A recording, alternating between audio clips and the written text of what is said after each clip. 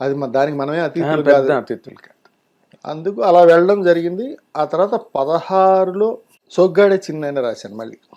16 సొగ్గాడే అది మంచి హిట్ అయింది. నీ నవ్వే హాయిగా ఉంది, ఈ ఊసే కొత్తగా ఉంది, ఇన్ని నాళ్ళు ఇంత మాయ ఏమైపోయింది అని ఏదో పాట. ఆయన కళ్యాణ్ కృష్ణ గారు.